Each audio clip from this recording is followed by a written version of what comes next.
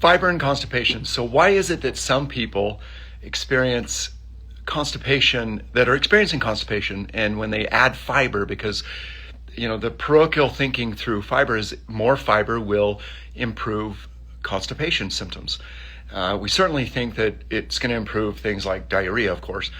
And in many cases, there are reasons why fiber can really exacerbate constipation symptoms. And there's a number of fundamental reasons that I think we all need to understand as to why that happens. Let's break those down. So we have fiber is a non-digestible, and we usually term them in two ways: soluble and insoluble. So these non-digestible carbohydrates are fermented by our gut microbiome. And this is where they create the benefit. They stimulate peristaltic movement in the gut.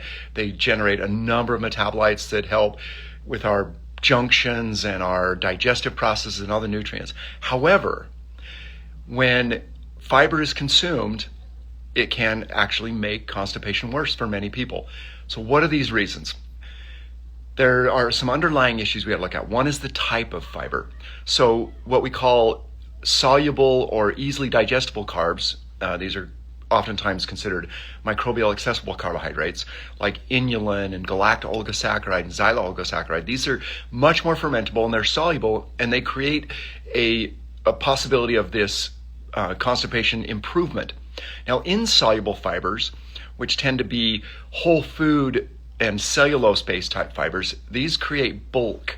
They are fermentable, but at a much slower rate, so they can actually make the process of the movement and the gastrointestinal emptying slower. It'll actually make it worse. And so non-digestible or non-soluble, fibers can make it worse. So first and foremost, choose the right fibers for constipation. And we need to understand then transit time. That's number two. If transit times are really high, beyond 48 hours, we need to then look at some underlying issues like what's going on with the motor migrating complex, which is the peristalsis. When you swallow something, you feel those muscles contracting and moving the food down. And that persists all the way through the GI. And if peristalsis is inhibited, and it can be through physical trauma, it can be through pharmaceutical usage, it can be through things like not stimulating it, using other tools. And some of those tools can actually be herb. There are herbs that'll help stimulate the motor migrating complex, and as there are some essential oils that do the same. So we got to get that movement going, because if it's beyond 48 hours transit time, then the fiber is going to actually make it worse, not better. So try to understand your transit time. Number three, make sure you're hydrated. Make sure everything that whenever you're consuming fiber, you're consuming a ton of water, good, clean water. That helps keep the bulking from slowing things down, whether it be a soluble or insoluble fiber. You got to keep it going. You got to keep it moving. And then finally, in any case, whether it's the slow transit time and the constipation is being affected, you're getting gassy, bloaty effects from fibers, which is another symptom that can oftentimes happen when you consume both soluble and insoluble. That means our gut microbiome is in a state of disruption or dysbiosis. So work on your microbes in the gut, and they will repay you with better transit times, better stool consistency, better motor migrating. But you might have to do this in a stepwise fashion. So you have to experiment with a few different types of fibers. You have to experiment with prebiotic and probiotic foods, but do it slowly. Because if you do not, then of course you could get these rebound effects, these side effects we've talked about.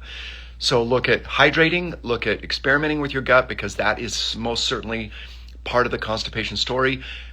Be considerate of the fibers, both insoluble or soluble, depending on how long your transit time is, and then potentially utilize other tools to help move this food through your GI. And these can be herbs, these can be essential oils, and of course your food choices. Fibers are very specific, so educate yourself on the types of fibers, because they all work very differently.